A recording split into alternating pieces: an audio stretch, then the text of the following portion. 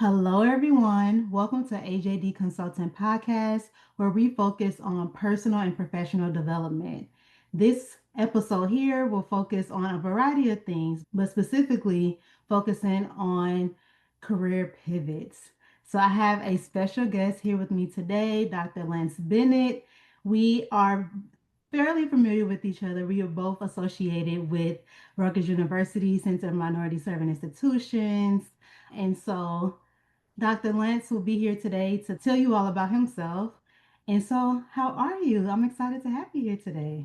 Yeah, thank you so much, Aaliyah. I am good and I'm doing fantastic. Excited to have this conversation, and I'm just looking forward to we learn more about each other today.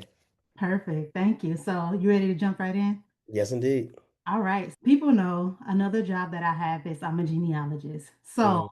I am always fascinated about people's origin stories. So, can you tell us a little bit about yourself, where you're from, and some of your interests? Yeah, so I'm from Philadelphia, Pennsylvania originally.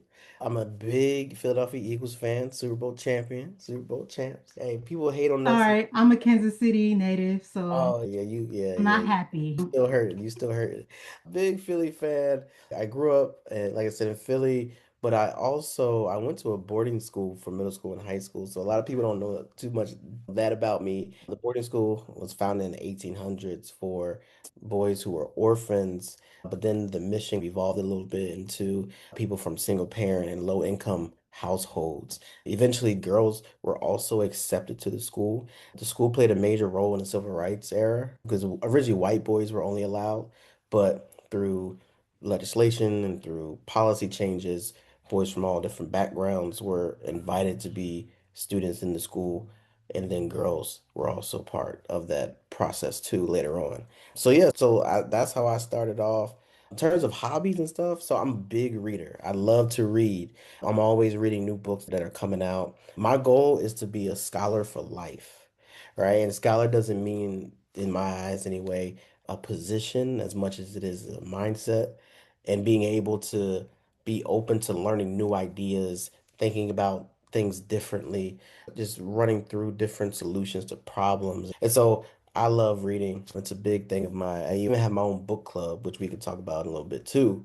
Oh, yeah. It's a reading is such a space for me to imagine and to dream. So I love that. And do you have a specific genre that you like to read, or are you yeah. read it any and everything?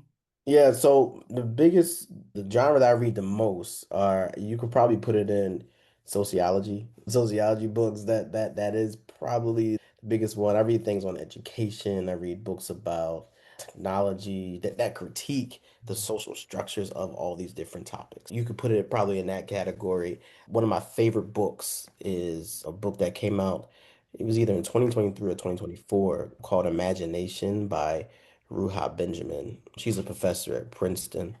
I love this book so much. She talks a lot about how we as a society have squashed the imagination of people while allowing the imagination of certain people to flourish. She talks about like Understood. Right? Jeff Bezos and Elon Musk, they have an imagination about the world and what they want to see the world become.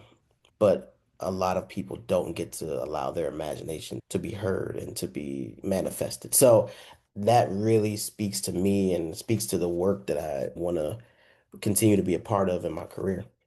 Love that. So we're going to get a little bit into that a little bit later, which I will I will assume, please correct me, that some of your educational backgrounds and your professional background modeled by that in some capacity. So can you tell us a little bit about like your journey so far?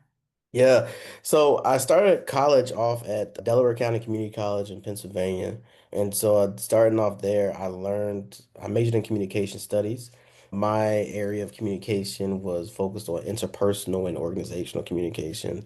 A lot of our classes, even at the community college level, was just focused on like how people interact with each other, how we can have better interactions with each other, and how society kind of constructs those norms for interactions in these different spaces, right? So in personal relationships at work, etc. And so I fell in love with it when I transferred to my four-year institution, Eastern University, small liberal arts school. I continued the same study, did my master's in the same thing, and then but did my doctorate in education. And doing my doctorate in education was interesting because I was able to bring all the other knowledge from the field of communication studies to this space, right? Just thinking about how my dissertation was on how campus constituencies communicate with each other in higher education, right? And so that is a very important thing in that space. And so it was, again, it allowed me to think through what I would like for certain environments to look like and to see and to be as a result of my background and my studies and everything like that. So yeah, so I'll say at the end of the day, I fortunately had mentors who allowed me to dream and to think through what I would like my both my career to be and how I can make an impact in the world by virtue of the stuff I was studying in school. So that was a blessing because not everybody gets that type of love from their faculty, but fortunately for me, I was able to do it. And so with that, did you work in higher ed? I Or did. I okay, did. Yeah, so I was a full-time higher ed administrator and a part-time faculty member. I still teach part-time, but as an administrator, I worked in institutional effectiveness. So I was involved in assessment, accreditation, policy, so a little bit of strategic initiatives at my previous institution. And so when I was there from 2020 to 2024. Yeah, so I was involved in quite a bit. And fortunately for me, I was able to use, again, my background to be able to help the institution because my office like had an institutional wide purview. Like with that accreditation in particular, yeah, that is some serious stuff. You cannot be messing that up. You cannot mess up accreditation.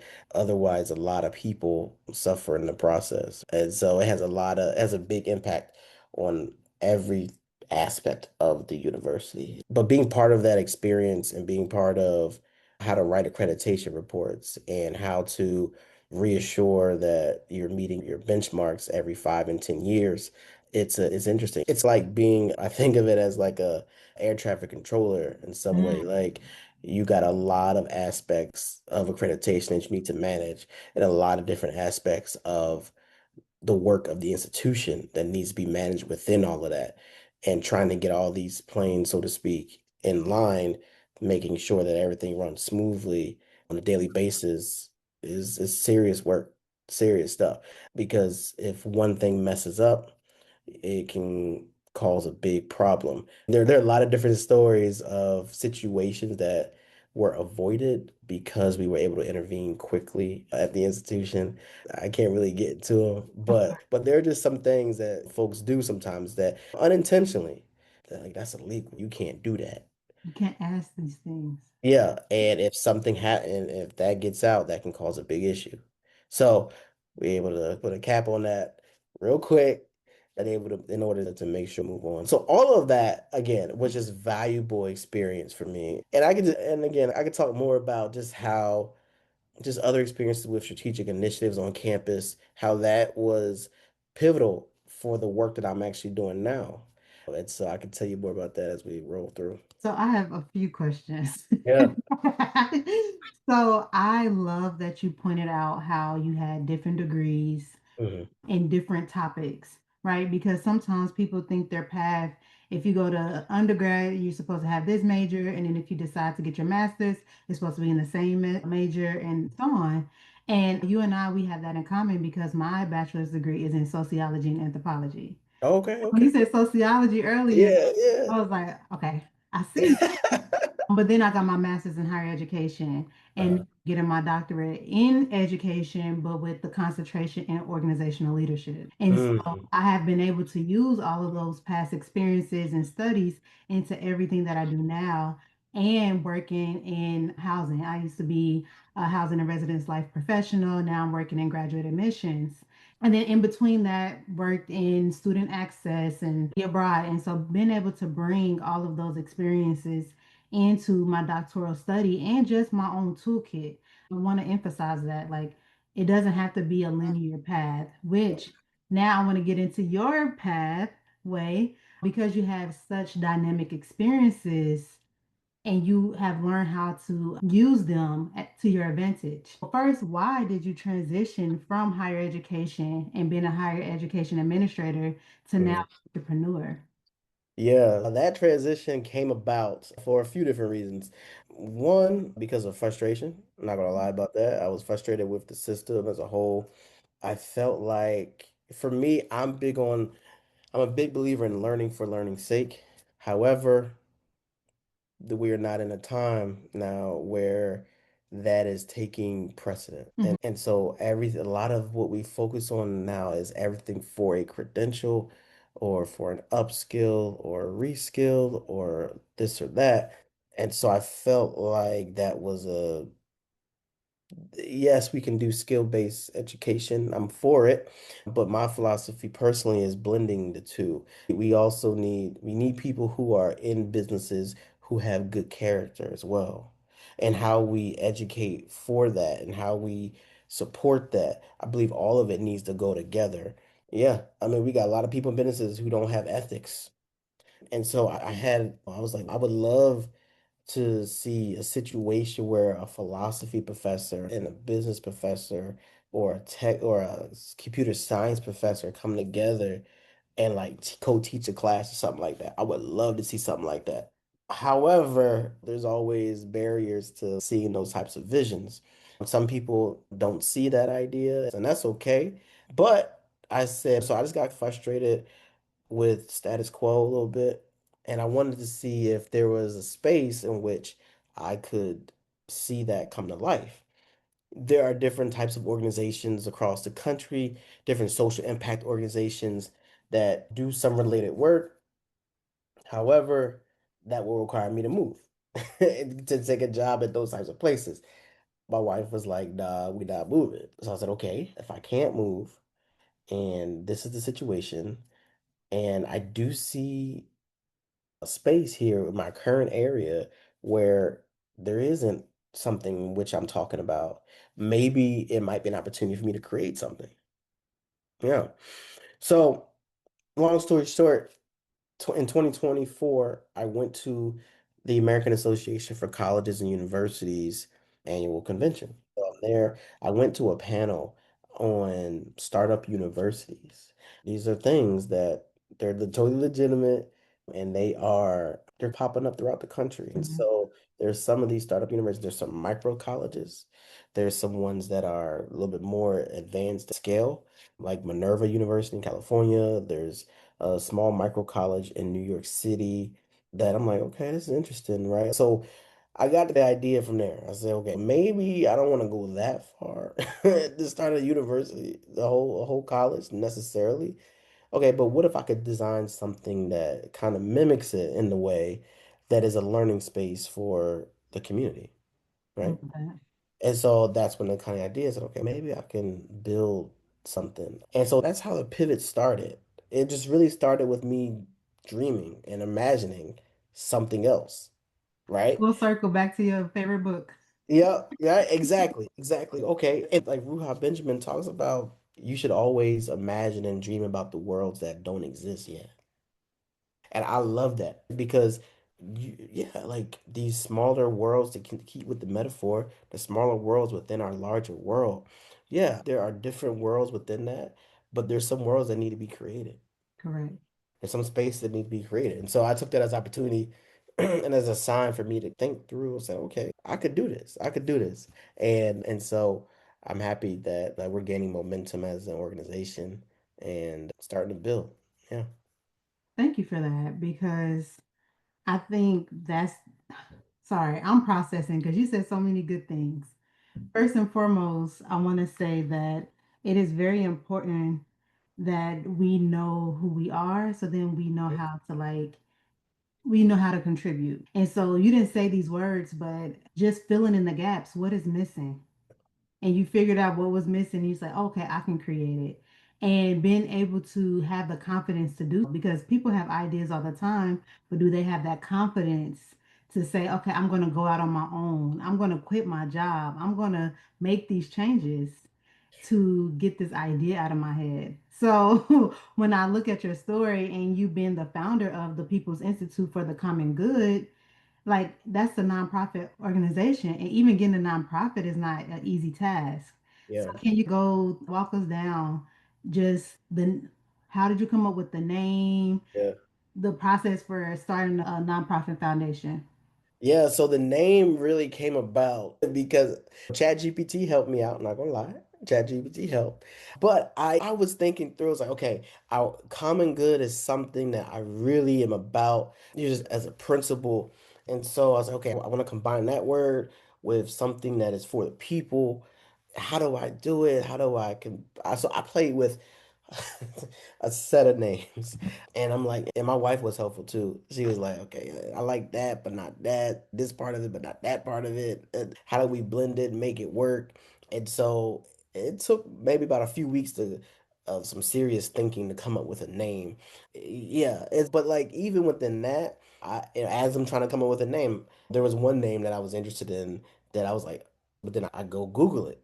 And somebody got it already. Somebody else got it. Like, and so I'm like, oh my God, that's messed up. Dang, they got it before I did. And so when you file for a nonprofit, you got to do it first with your state, just like any other business, right? You got to do it with your state, and then you do it at the federal level. So with the IRS. And yeah, so with the state, again, so like someone could have theoretically could have the name that I have in a different state. That yeah, so technically from a legal perspective, that's actually fine at the state level. But just from a business perspective, like you don't want Trademark time. right. So you don't want that. You don't want that to happen. So like I'm simultaneously looking at what is that in the state of Texas versus what's also at this at the with the IRS to see if there's anything that's crossing over. Because it might be open at the state level, but if it's not open or available at the federal level, then I don't really want that. I don't want to, because then people get confused, people do. And yeah, so when you apply for the state, it actually takes, in the state of Texas, I can't speak for every other state, but it's actually fairly easy. It's $35 to apply or something like that. And I think I got my notice back in like the next day saying that it was approved. So Right. yeah, it's pretty quick, right? So you get all your certificates, your all your legal documents from the state. But then, so that's the first step. The second step is you need to actually apply for the 501(c)(3) status with the IRS. That took maybe about 2 weeks. So that was a little bit longer process, but it went fairly smooth. And so once you get that, you're really able to start operating at that level. And yeah, so because when you file the business with the state, yeah, you can start operating, you can start doing stuff. But I held off until I had the 501(c)(3) status Right. to be able to really like get things moving correctly. Because now you need to start fundraising. You need to start doing a bunch of stuff. Right. And just to make sure everything was legally taken care of correctly, I said, okay, I'll wait till I get my status so that way when I'm fundraising, I don't have to pay taxes. Right. And I asked that question specifically because most people hear nonprofit and they get scared of the process. At least in my experience, they're like, "Oh, it's too much. I'm trying to transfer this." And so I'm happy that you broke down each step and for people to know that there are so many other business types, right? Yeah. Everything doesn't have to be an LLC.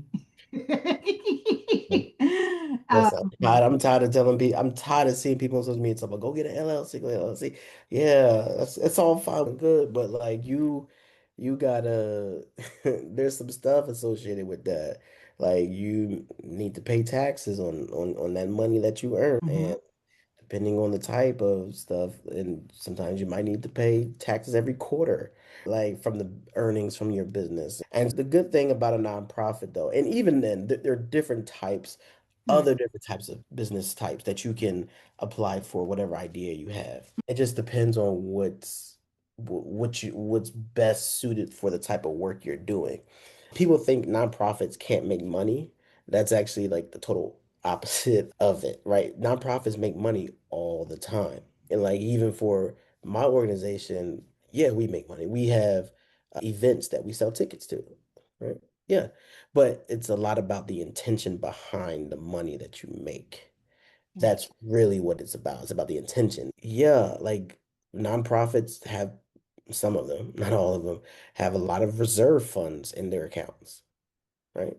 Universities are nonprofits, right? They have endowments. So there are ways to, as an organization, to make money. Universities charge a fee for service. Tuition and fees. I got a lot of fees, a lot of fees, a lot of tuition. And so that's just one example of even as a small organization, Right. you can charge for events and things like that. And so as a nonprofit, the thing is you always want to make sure you have multiple revenue streams, just like any other business, right? Just like any other business. You really need, I don't care if you're selling t-shirts, right? Think about the different revenue streams. And so as an organization, we've only been open and operating 4 months. And so that is something that we started to implement already to think through, okay, how can we continue to support the organization financially for the long term? Yeah, yeah. And I will say this too, going back to setting up the nonprofit, you need to select board members as you are setting up your organization. Now, I'm gonna tell you, like, you need to have people who you could trust, who will also hold you accountable. Like my group of folks, my board members, they folks who I know who mentor me, but also folks who've seen a lot more than I have, but Right. also dedicated to the work, who are going to support my interests, but also hold me accountable in terms of making sure I do what I need to do as a president and as the founder, because that's the other piece too. Yeah, as a nonprofit person, like if you do an LLC, like you don't need a board necessarily, right? But as a nonprofit, the whole point of it is to have people around you supporting the work and supporting the mission of the organization. Yeah. So it's not just about not paying business taxes. Like No, people get really excited about not having to pay business taxes. But yeah, but there's other parts to that need to be manifested through all of that, right? Yeah, the whole point of it is to just do good work, support your community, make impact, etc. But it's just pieces that you got to make sure are in order for that to happen. Some nonprofits actually lose they're their not profit. status. Mhm. Some of that through financial mismanagement, misleading the public, through political endorsement type stuff. You can't do that either. Although In the future, you may be able to. in the future, you may be able to. The current administration did some Yeah, stuff where, yeah, but just traditionally speaking, you're not supposed to do that. You can have advocacy work, but how you go about that as a 501(c)(3), you've really got to be careful. correct. Yeah, yeah. So, what do Mhm. you need from the community to help your Right. organization grow?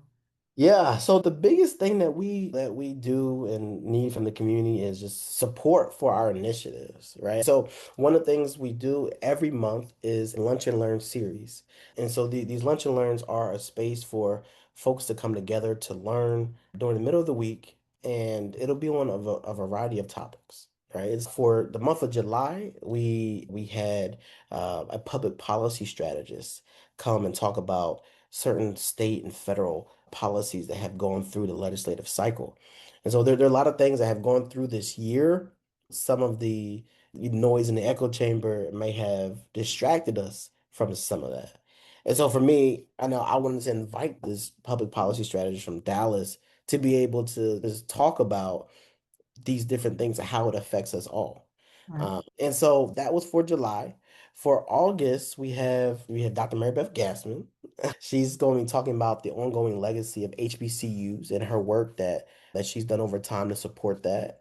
And so I think what's so cool about that, August is back to school, right? And so it's a good time to really just think through like how folks come together to learn about the work of these types of institutions. Look, at the end of the day, HBCUs continue to serve as one of the pillars of not just the Black community, but America as a whole. Definitely. And so for September, we have Professor Leah Littman from the University of Michigan coming to give us a talk about her new book. Her new book is called Lawless: How the Supreme Court Runs on Grievance, Fringe Theories, and Bad Vibes. So this is her new book. She was on The Daily Show a few weeks ago. And so she was just talking about her new work and some of the changes that are happening to the Supreme Court and some of the traditions that were once upheld are not being upheld right now. And her work is really interesting. So October, we have another professor who I'm really excited about, Dr. Karita Brown from Emory University. Yeah, yeah. So her new book, Battle for the Black Mind, is she's going to give us a talk about that work. And so I'm really excited about this. All of our lunch and learns are virtual. And so it provides an opportunity for people from the community to come. And so we do have different ticket pricing for each event. Nevertheless, we keep it at a rate that is affordable for the general public. Like we start at $10 is the cheapest ticket that you can get. And so again, it's virtual, but what's also cool about our lunch and learns is that it serves as professional development. And Correct. the way that happens is so we give participants a digital badge to showcase on LinkedIn for the learning that they've completed during this lunch and learn. And so what's good is as employers sometimes will say you need to do 20 hours of professional development a year or something like that. This can count as 1 hour toward that. And so the badge helps them to showcase that to their employers. So yeah, so that's what we do. So that's what you get. That's what you get as part of the experience. And you also get a letter from me and from the organization just indicating that and certifying that you have completed this time. Yeah. Perfect. I have so many questions. I have to keep it down. I'm sorry. That's all right. That's all right. So, also, I just want to learn a little bit more about the organization as a whole. I know you talked about it being a learning space. You have Yeah. these professional developments, but what is like the mission? What are some of the pillars? I really want you to use this time to just brag on your creation ultimately. So, whatever else you want to share about your business, please do. Yeah. So I'll tell you, so our mission really is quite simple. It's fostering spaces where people gather for critical dialogue, shared learning, and collective imagination about the future for the good of humanity. And so when we think about that, one of the key things that stands out is just thinking about the future. And so how do we address issues of today in order for us to have a better future tomorrow? And so one of the things that, one of the key pillars for the organization is really just coming together for that shared dialogue. I when I designed this institute and came up with the idea, one thing that I felt was there was a lack of spaces just in our everyday communities where we can wrestle with these tough ideas and these tough questions. And yeah, even I felt like even at the university space, ironically enough, right? There was a lack of that because there's so much doing, right? We gotta do that we don't have a lot of time to sit, reflect, and think about things. Yes, Personally, I'll interject really quickly. I feel like even more so that to go mindset happened post pandemic because now it's like we're trying to make up for lost time or mhm. experiences. So I definitely feel like people are on that hamster wheel of doing things. And so people in the literature, people call this third spaces, where home is your first space, work is your second space, but there's a lack of third spaces in which you can gather in community. And so I said, okay, this is a third space that we can create, bringing people together. Like I said, we have our book club. Our book club is called the Better Society Book Club. And again, we read books about how do we address issues in society. Our summer series for this book club is on rest and the importance of rest. Again, bringing people together. We have people coming in person, we have people who join via Zoom, but in the fall, our series will be on friendship, and we'll be addressing the question of what does it mean to be a good friend? Oh, we're on the same page with that one. Yeah. I've literally been writing about it. Yeah. And so all of that, again, all of these different things that we challenges in society that we deal with. The goal of the institute is really to really just again bring those to the forefront, bring it to light, and invite people to come together to talk about it. Thank you for that. I know I've been asking questions Yeah, you're that good. you're unprepared for, but I really just wanted the listeners to get a full understanding of what you're trying to do and create. I think it is definitely needed, especially that critical thinking and that critical conversation. Sometimes people feel like we're all supposed to have the same ideas, and you can learn from a person that you disagree with, even if Absolutely, it's respectfully, I agree to disagree, but it's still like allowing people to have the space to share because again, you can learn from them. absolutely, Another absolutely. aspect of your journey that I wanted to acknowledge when you talked about Dr. Gassman is the Samuel DeWitt Proctor Institute for Leadership. How did you get involved with that, and what is your role currently? Yeah, I'm currently a visiting scholar at the institute. So I got involved honestly by a Twitter conversation. So I've reached out to Dr. Gassman via Twitter. And this was actually during the pandemic. And so I said, I saw someone post about the Institute, and I'm really interested in the Visiting Scholar program. I would really like to be a part of it. And she replied to me probably like in an hour or so and said, yeah, let's set up a conversation. Here's my phone number. Here's how we can talk. And so the relationship began to really build over the course of really 5 years now at this point. And so she's a great mentor of mine, and she actually helped me quite a bit with developing the idea for the institute. She was like giving me tidbits of do things this way, do it that way. And she was like, I really like your idea. In fact, like I will pub this as hard as possible if you can, just given what's going on in society right now. And so yeah, so that's how that really came to be. Is yeah, being a visiting scholar has been fantastic. I've learned so much about higher education, education in general, but higher ed specifically. And being in part of that group, you really see people we have people from all different backgrounds. Some people who are more traditional higher education, others who are entrepreneurs. We have a couple other people who are administrators, faculty. We got a long list of folks. Yeah, I enjoy working with her. She is phenomenal. So I Yeah. worked with her in a different capacity, just doing a research brief on historically Black women's colleges. Okay. And Yeah. again, people didn't know that existed. I'm like, yes, too.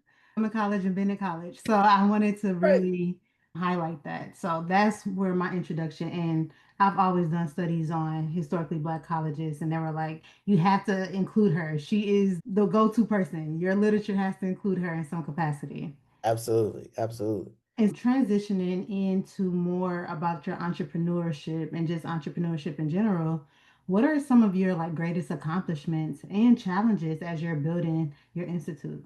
Yeah, I'd say one of the greatest accomplishments is really just building the momentum and support for the organization. Like I said, we've only been operating 4 months. However, in that time, we've built relationships with community partners. We've started to grow our following on social media. We began publishing articles on LinkedIn. We've started to again do these lunch and learns. We've started to begin our data collection to show our impact. We've done a lot of things in a really short amount of time, which is awesome. And again, the support from the community, both in Dallas and elsewhere, has been just nothing but fantastic. We need this right now. And so those are the biggest accomplishments. I would say the biggest challenge, I think the biggest challenge for any nonprofit is fundraising, right? It's probably number one. And trying to, again, design and think through different funding mechanisms. The good thing about that challenge, though, is that we're in the early stages of operating. Right. So as I begin to see, okay, here are the challenges that I currently am dealing with. They're not bad, but there are an actual opportunity to say, okay, here's the landscape, here's what we're dealing with, here's how we have to say things differently as we are applying for grants. Here's how we use certain language. And so it's a good thing because you really can help think through the best ways to support the organization. Because otherwise, if you're not paying attention, you can really put yourself in a difficult spot because you're not getting awards, you're not getting grants, you're not getting things, you're not getting funding, you're not getting support. But if you think of it as like a this sort of idea of a spaceship, when they go up into space, they have a direction that they're going. They have a path. However, they're little that but that path doesn't stay the same the entire time they're going up there. There are little directional changes that happen as you're going up. And so for me, I think of it in a similar way of, yeah, you might pivot 1 degree or 2 degrees left. Your mission is still the same, but you might pivot those little degrees, and it makes a big difference. And to use another metaphor, I try to take a bird's eye view to the work as well as worm's eye view as well. So I need to see above and what's on the ground. And being able to balance between those two perspectives, I think gives you a really nice leg up, even if you're just starting out. Definitely. I think you just highlighted the importance of being adaptable Mm, and always learning. always learn. Yep. Because, like you said, you're looking at it from different perspectives. That's what leaders do. That's it. Yep. And that's That's literally, look, I try to tell people this stuff. This stuff is serious work. Like leading your own organization is cool, it's fun. People love to talk about it on social media, and people they love to make reels. And that's cool, but it is a lot of responsibility. I work more for myself than I did for anybody else. oh yeah, for sure. Straight up. Straight up. Because it's you. It's all This is you. this is your baby. It was in your head and now it's tangible. Exactly. And you got to make it happen if you want to keep doing it. And so you got to think, yeah, it's a lot of stuff to think through. There's a lot of stuff to think through. And as you build, right? And yeah, like again, the organization really started growing faster than what I thought it was, which is a good problem. Good problem to have.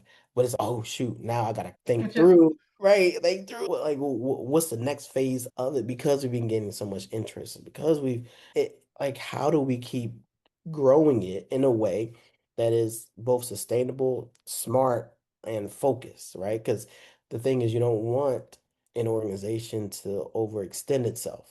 Right. Simultaneously, you don't want to stunt your own growth. Yes. So what's the balance between all of that? It just answer is it just depends on what you can do. But yeah, so yeah, again, being an entrepreneur, and I call myself an edupreneur, by the way. Edupreneurship is a term that's out there that blends education and entrepreneurship together. And so, yeah, there are a lot of people who are transitioning from traditional educational spaces, whether it be K-12 or higher education, to doing more edupreneur entrepreneurship work within the realm of education. And so it's fun. It's fun because you get to explore, you get to take your passion for knowledge, learning, education, and putting it in a different way. Just going back to like how I got here though, it's interesting because I used to be someone who says, I want to try to fix the system. But that ran out a little quick. Not gonna lie. That ran out quick. And I said, maybe there's a different path for me. I don't feel like I can fix this system anymore because I wanted to be a college president. That was my goal. Okay, come on, we getting the nitty gritty. Yeah, that was my goal. I feel But similar. there was a couple things, a couple instances that really helped change my perspective. Number one was one of my mentors who's actually on my board now. He He taught me one day, he was like, I know you want to be a college president. I said, but I actually think that should be your backup plan. I was like, wait, I said, what you mean by that? Because to me, I'm like, this is like the greatest type of job you can get. What you mean is gonna be the backup plan? He was like, you can do more than what's available to you already. So that was one instance. Next instance was when I applied for a job. So I interviewed for the job, made it past a couple rounds. Ultimately, I did not get selected for the job. Then the interviewer reached back out to me. He said, I would like to provide you with some feedback if you're open to it. So I said, yeah, sure. So in that conversation, he told me, he said, what do you want to like ultimately do with your career? So I gave him a typical answer. He was like, that's not good enough, actually. He said, being a college president is not good enough. I was like, what do you mean? He was like, because now this is the second time someone said this. Exactly. So I'm like, hold up now. Now my ears is what? He was like, you could, again, you could do so much more with your ability and your talent. You got so much potential for creating change and doing stuff the way in which you envision it that's outside this system. And so I was like, dang, that really shook me. So I was thinking about that conversation probably for 3 or 4 days after that. Because I'm like, this is a big kind of a career switch at this point, if I go down this path Right. Right. of doing something different. And so I just had to say, okay, if I did something different, what would it be? What would it look like? And then that's when the idea of the institute kind of came to mind. Okay, yeah, what if I did something different? Like, what would it look like? And it's funny because in my doctoral program, one of our assignments for one of our classes was like redoing higher education. If you could, what would it look like? See how those assignments just come back around? They come back. Now, I don't know about them undergrad assignments though, but the grad assignments now, they came through. They came through. And I'm like, oh shoot, I have this mock-up of what I would like higher learning to look like. Now, not higher education, no, some higher learning. To me, there's a difference. And for me, I'm big on the learning piece. So yeah, that's how that kind of really started to get me in the groove of thinking different. First, okay, I have my little sticky notes of my notes I've been keeping. First, I want to go back and you said something around how your business has been growing so fast. And I want to say that is confirmation that what you're doing is needed. Absolutely. Absolutely. So I just Absolutely. wanted to say that out loud, Yeah, right? thank you. Thank you. Yeah. Yeah. Because again, it's scary when you're going out on a whim almost, even though Mm, you have structure, even though you've already planned out what you wanted to do, it's still, is this going to be received? Am I going to get the support? And you have been getting the support. yeah. So I just wanted to reaffirm that for you. This is Yeah. confirmation for sure. Thank you. Thank you. And Yes. those conversations that you had with two different people who don't know each other, who just said these things, I don't believe in coincidences. You needed to hear that. Like you had to. And it's so funny that you were told that because that's something that I always felt in myself. I love working in higher education. I love what I was doing, but I kept saying, I want to do more. There's something else that I need to do and need to give that is not in these structures. And so I started making content on social media. And like I started doing whatever I wasn't doing at my job, I'm like, I'm gonna do it over here. Yeah. My consulting business was formed. I Yeah. have so many interests and passions that I wanted to figure out a way, how do I still fill my cup? Because this fills my financial cup and some professional goals as well. But like the innate parts of me, how Yeah. does this, like something else needs to be filled and this job is not providing that.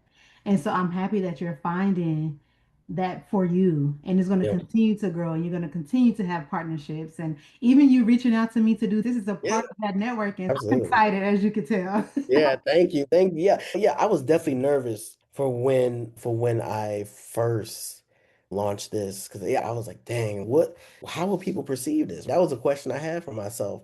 And another one of my mentors was like, who cares who perceive it one way or another? You still gotta do what you gotta do. If they don't like it, they should have came up with it. So and I think, when you're being an entrepreneur, like I said, you gotta have people who are going to be 100% in your corner, who are going to tout your name, who also going to hold you accountable too. Like one of my other mentors, I got a lot of mentors, As you but should. As you yeah, one of my mentors is like, if somebody asks me, I'm gonna say Lance hung the moon and the stars. You need that. That's literally what he said. I was like, don't say that. But you need that type of support. You need that type of love to support whatever you're doing, right? should. That's what you need. You need basically a ride or die, basically, right? You got to have people like that in your corner, but also people going to be real with you too. To be like, all right, rethink this. Yeah. Yep, maybe this not the direction you need to go this way. Help build, do it this way. Change the approach. Yep, change the approach, right? And so all of that. I got people around me who do that. And so I'm fortunate enough to have people from all different walks of life who do that for me. Right. And that is probably like the sweet spot because yeah, yeah. And people you could trust too. Right. There's some people in this space, I'll tell you, who have different motives for different things. But you got to get people around you who you can trust and who you can rely on to be truthful with you and to have the right motivation. For sure. Since we're already on these lines and you have already shared the advice that you received, and you already talked about having good people around you, what are some like other advice you would give to those who are seeking a career change and just Yeah. pivots? Yeah, I would say be open to explore possibilities for the life that you want to live. Hmm. What does that look like? Does it look like working a part-time job while having your creative venture on the side? Does it require you working full-time and still doing your creative venture on the side? What does it look like? And so there are a lot of different possibilities for what it can be. I've known people who've gotten laid off from jobs who have started working part-time at another job and who have never gone back to working full-time in the traditional sense because they wanted a different path, they want a different way. And so there are so many different there's so many different things that you can do with your work. And so I would say that's number one. Number two is follow people on Instagram who talk about career stuff. I like there are a couple people who I love, and I'll say them. One lady, her name is Annie Petit or Patiche. She is she's a career coach who focuses on people who are multi-passionate. So in other words, people who have multiple interests that love to not stick in one box. And so she is amazing. And then the other one, her name is Roxy Kraus. She's a content creator, but she also does corporate. And so she walks us through her journey of like how to balance both. And so yeah, all of that, yeah. Just think through if you're feeling like it's time for a career switch, it probably is time to make a change. You just got to think about what that looks like in between you, your responsibilities, whether you have kids, you have a spouse, what does that look like for you? Yeah, and thinking about just before you make a decision, thinking about the people that it will affect. Because, like, for me, I don't have kids, but I'm married, and that's somebody to be accountable to. That means you might have less income coming into the house if you make a career switch. But that doesn't necessarily mean it's all bad. It actually, and like in my case, when I left higher ed, I took a $30,000 pay cut. That was a little piece of change, a little piece of change. I was like, man, that hurt a little bit. That's another house. Yeah, that's another mortgage right there if I wanted it. But when I started to do the math though, I was saving money here, saving money there, saving gas, saving on food. Oh, I get to write certain things off on my taxes because I'm working from home. So things start to balance out a little bit. I'm not saying it's a full one-to-one. It wasn't. But it starts to really begin to look a little different. And so just don't look at the number as a whole. Dig deep into the whole thing. Yeah, $30,000, that's a lot of money on the surface. But you start to dig through, okay, I can start making little changes here and here. Okay, things start to balance out a little bit. I could take a little bit less in order to be happier, to be more fulfilled, Right. to save on gas. And Just maintenance, not just gas, the maintenance, maintenance too. That is another one. the That time in maintenance, traffic, your back, right? medical bills. And like, what do you? Right. Exactly, right. So you start to think through things. You're like, okay, I might be able to make this work. So I would say just dig through the total package of what change might be happening and see how you can really start to make it work. Oh, thank you. Because the advice you just gave, I'm living proof of at least three different versions of that. Listen, Working part-time jobs, full-time jobs, side jobs, just working part-time, Look, full-time entrepreneur, everything. I didn't did it all. it's ways to make it happen. It's ways to make it happen. I think our world teaches us that you got to have the traditional 9 to 5. And I was on that vibe for the longest. But then I don't know, something hit me. I was like, what if this could look different?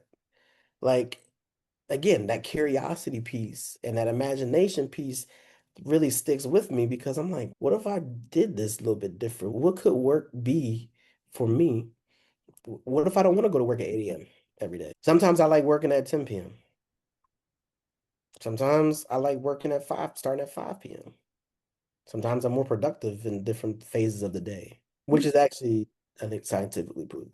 So people aren't always productive at 8 a.m. or 9 a.m. Sometimes it fluctuates, right? Mhm. Just like many aspects of life. And for me, here I am now just thinking through, hey, yeah, this is the path I want to go down, and this is the path I want to continue to build. For sure. And you just highlighted the importance that sometimes our values change. We need changes, and that's okay. That's okay. Look, I think it should change. It should change, right? Mm. There's certain things that you need in different phases of life should change. But I think you just gotta be open to learning yourself. And again, that's something that we don't talk enough about, I think, is learning ourselves and how we fit into those different aspects of life. Like what I wanted in my early 20s is totally different than me being in my early 30s now and what I want. It's totally different.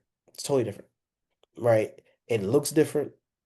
Like when I was in my early 20s, I wanted the tenure track job. I wanted the endowed position. That would have been May I nice. ask a question really quickly? Are Yeah. you a first generation college student? No, I'm not. I'm Okay. not. I'm not. And the Yeah. reason I ask that is because sometimes, because I am, and I wanted that track because that's the only track that I saw.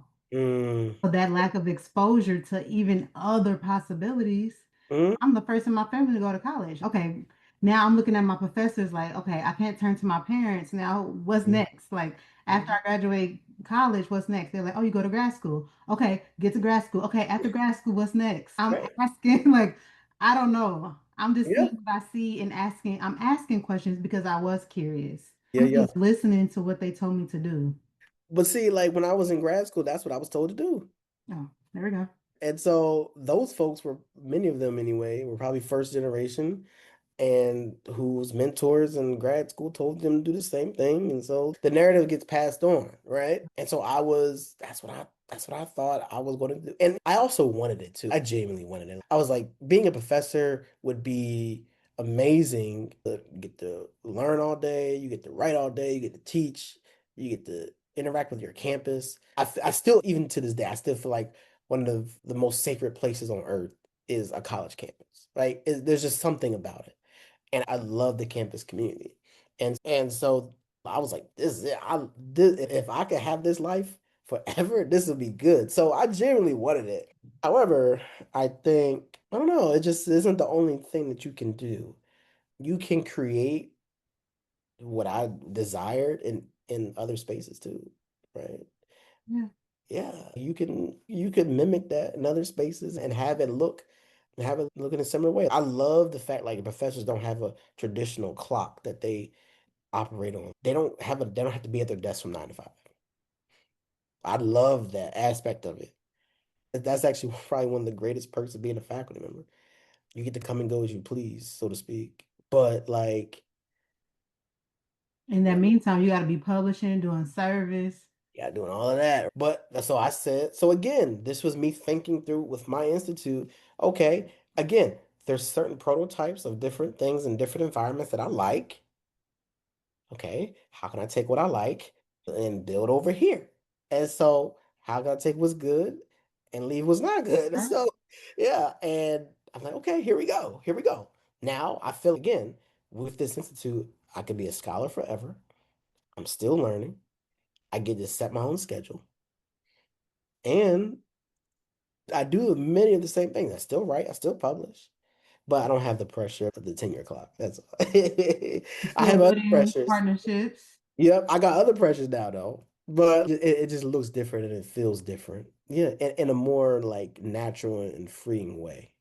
But yeah, I have thoroughly enjoyed talking to you. yes, I feel like we indeed. can go on for another couple hours. I know, right? I know. And with that, I kind of want to wrap us up here. And is there anything else that you would like to share about our topic today and where can they find you?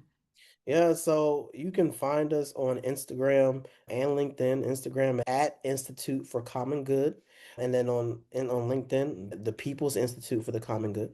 So we're on both of those platforms. And so we also have a newsletter through Substack at instituteforcommongood.substack.com. You can find us there. And so you will find all of our updates for our upcoming events. And so if you want to join us, if you're interested, if you're curious, feel free to be part of our community. And yeah, I want to say just thank you so much for this opportunity to have this conversation. I thoroughly enjoyed it. And yeah, I look forward to seeing what the listeners think. Thank you, me too. So, you all, thank you so much for listening to Dr. Lance Bennett give you so many gems today. If you're anything like me, you took notes. I have four sticky notes right now. And again, you all, thank you so much for listening to AJD Consulting Podcast. If you haven't already, please follow us on all social media platforms. And I'll talk to you soon. Bye.